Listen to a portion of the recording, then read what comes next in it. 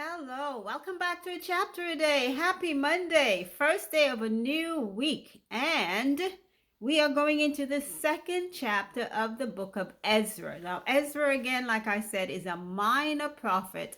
He is one of the prophets that we may have heard of, but we really didn't hear too much about him as much as some of the more major prophets, as we will be finding later on as we read through. So, yesterday we found that the king of Persia, Cyrus, ordered a decree for the children, some of the people who were captives from Jerusalem and Israel, to go back and build the city of Jerusalem. And some of the priests and the Levites, etc., they volunteered that they would do it, and materials were given them. All of the materials stolen from the temple and from the palace, etc., out of Judah by King Nebuchadnezzar was returned to those people, and also their neighbors were admonished to give them things to take back with them so that they could rebuild the city and the temple.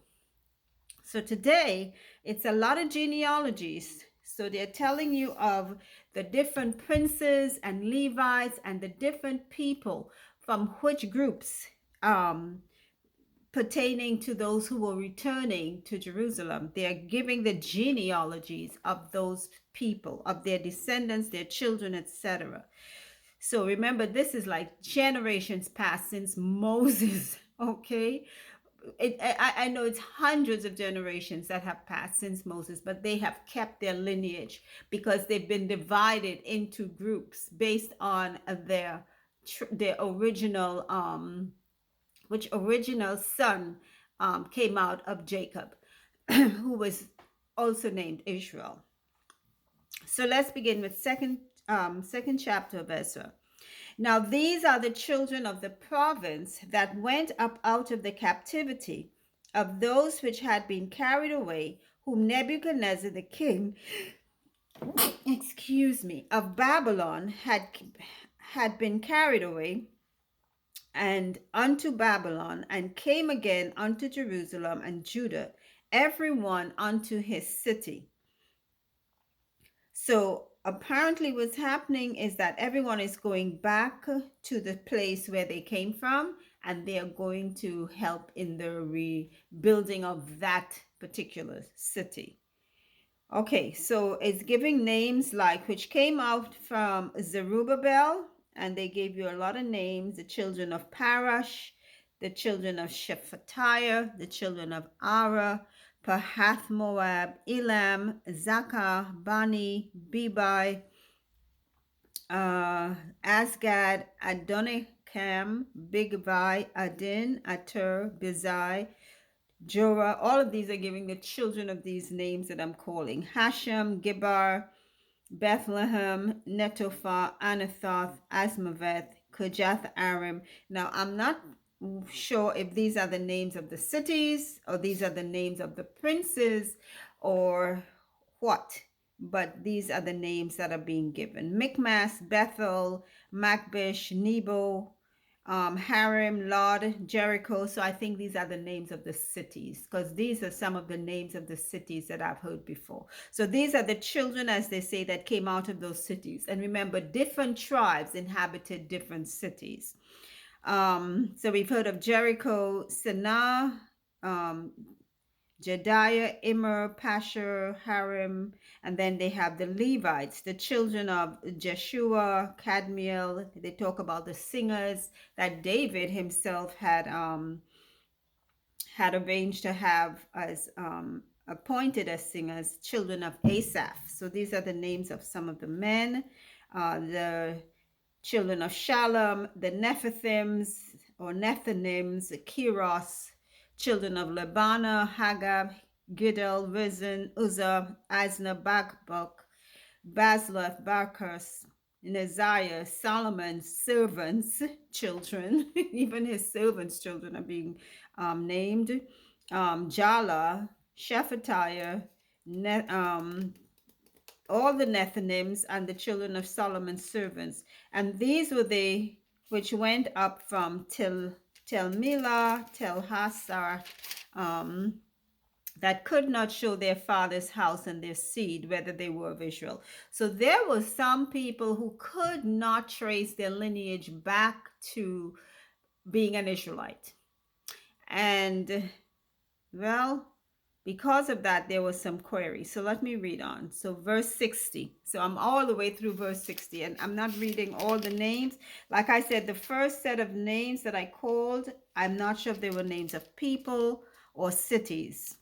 Okay, there seems to have been some cities named here, and then after they started naming from the Nethinims the names of certain of the people from Israel, some of the Israelites. Verse 60, the children of Deliah, the children of Tobiah, the children of Nekoda, and of the children of the priests, the children of Habiah, etc. So they're giving some of the priests' children, and this is a lot of people. They are all descendants of the Israelites, okay? Verse 62, these sought their register among those that were reckoned by genealogy, but they were not found. Therefore were they as polluted, put from the priesthood. So apparently, if they could not trace their genealogies back to a specific group of the Israelites, they could not be part of the rebuilding. Yeah. Verse 63, and the Tishatha said unto them that they should not eat of the most holy things till there stood up a priest with Urim and with Thummim. The whole congregation together was 42,303 score. That was a lot of people. 42,360 people. And I think they were mostly out of the priesthood of Aaron and the Levites. Remember, the Levites were a separate tribe. When I say separate, they were not counted with the other 10 or 11 tribes because they were dedicated to just serving the temple. That was their main purpose. So these are all the people who were in captivity in Babylon at the time that Cyrus requested, when he requested people to go back to Jerusalem to rebuild the temple. These were the people who went. Okay. Verse 65, and this is beside their servants and their maids, of whom there were 7,337, and there were among them 200 singing men and singing women. Their horses were 736, their mules 245, their camels 435, their asses 6,720. And some of the chief of the fathers, when they came to the house of the Lord, which is at Jerusalem, offered freely for the house of God to set it up in his place. They gave after their ability unto the treasure of the work 61,000 drams of gold, and 5,000 pounds of silver, and 100 priests' garments. So the priests and the Levites and some of the people and the singers and the porters and the Nethinims dwelt in their cities, and all Israel in their cities. And that is the end of chapter 2. So it was quite tens of thousands of people from the priesthood and from the Levites that had gone back, children, remember, these are all children coming from that lineage of the priesthood of Aaron's sons, and also from the Levites. Now, I tell you something, if we started to trace our genealogies back, we cannot even barely find a great grandfather sometimes. Some of us can't even trace a grandfather. Some of us still aren't sure about a parent. These people can go back to fourth, fifth, sixth, all the way back to their original lineage from whence they came. And you know why that was? Because as they came into the world, they were in a space that would have them recognize. It's like you were born into the tribe of Levi. You're a Levite. You were born into the tribe of Issachar. You are one of those. You were born in the tribe of Joseph or Benjamin. Wherever you were born, you knew from birth that that is the tribe to which you belonged.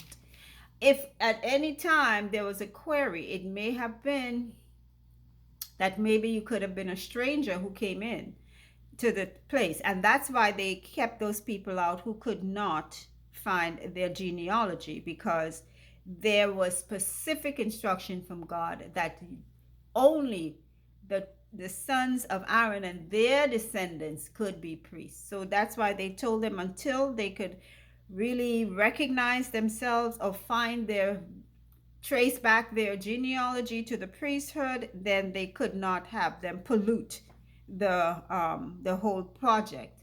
So they couldn't register them as among those who were of the genealogy of the priesthood or the Levites.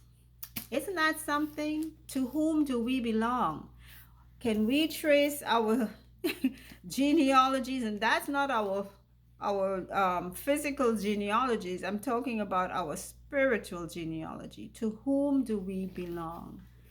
That's a good question right there. To whom do we belong? So, that's it for today's reading. And until our next, remember, faith comes. So keep on listening, because we hear God's word. And that is what strengthens our faith. Take care. Bye.